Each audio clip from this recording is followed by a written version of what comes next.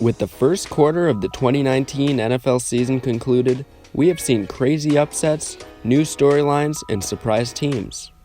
Today, I'm going to go over my main takeaways from the first 4 weeks of the NFL season. Number 1, the AFC South is wide open. We knew going into this season that it was going to be a tight race for number 1 in the AFC South, but nobody expected it to be this close. Through 4 weeks, every team in this division has exactly 2 wins and 2 losses. All of these teams have had their struggles and their breakthroughs, but none of them have broken away from the competition. My prediction would be that the Colts will start to separate from the pack since Jacoby Brissett has looked fairly solid this far in the season, and a main reason for their struggles have been injuries. However, it really could be any of these 4 teams that take the division. None of them stick out as really good. Number 2. The Browns have stumbled out of the gate. Could the Browns be the most overhyped team in NFL history? This offseason, it seemed people were crowning the Browns as Super Bowl contenders after the addition of Odell Beckham Jr. However, at this rate, they might not even make the playoffs.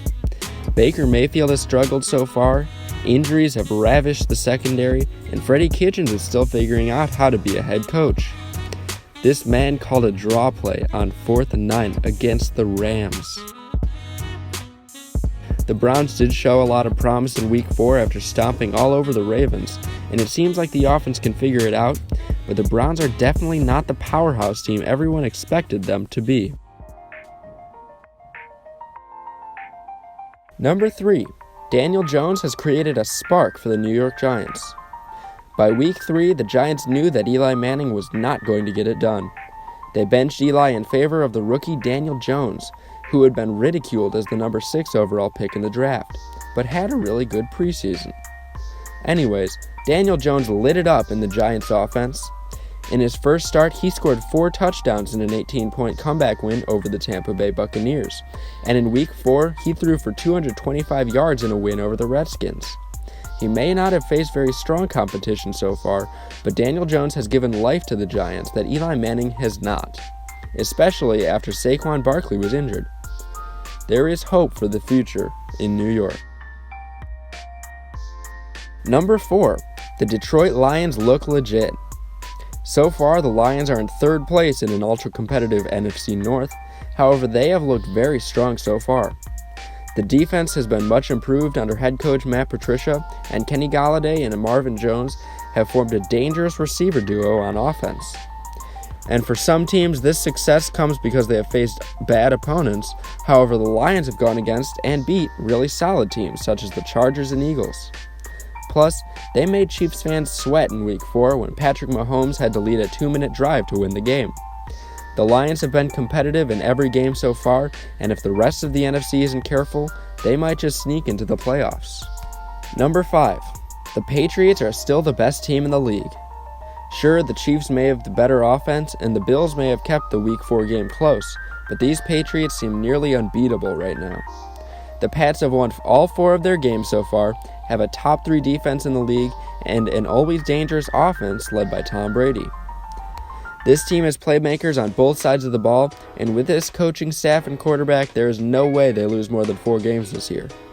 The Patriots seem like a lock for the playoffs right now, and I don't see that changing anytime soon. Number 6. The Green Bay Packers have a defense. For most of Aaron Rodgers' career, the Packers have struggled on defense, relying on their star quarterback to carry them through tough games.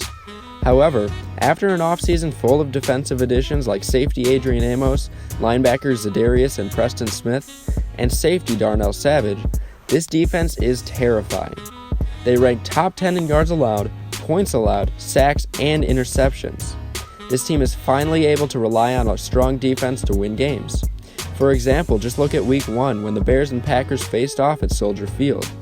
The game was a defensive slugfest with both quarterbacks struggling mightily, and both offenses stalling throughout the game. However, the Packers were able to outlast the Bears' fantastic defensive unit and win the game 10-3. It was a magical game for the Packers fans who have waited so long for a team that doesn't just rely on Aaron Rodgers to magically get them out of sticky situations. Congrats, Green Bay.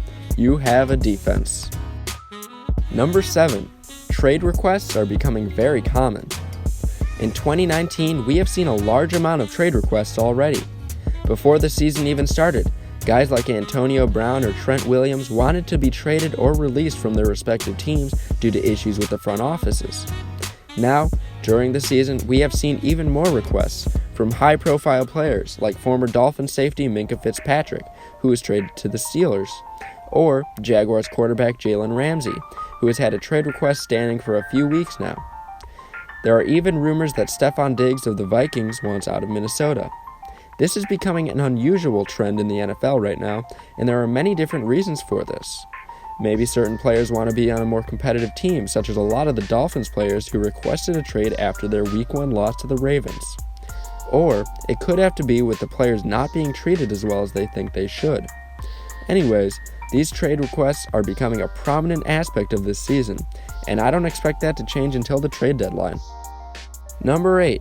Patrick Mahomes is still the MVP. Last year, Patrick Mahomes amassed over 5,000 yards passing along with 50 touchdowns and the MVP award.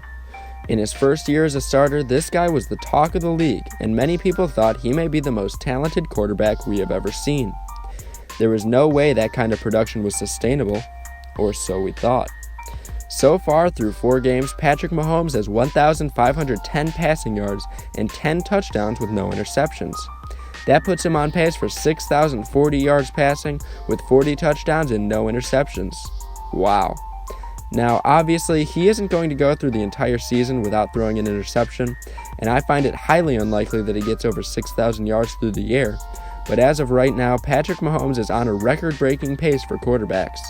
He is clearly the best player in the league right now, and it is in the lead for the MVP award.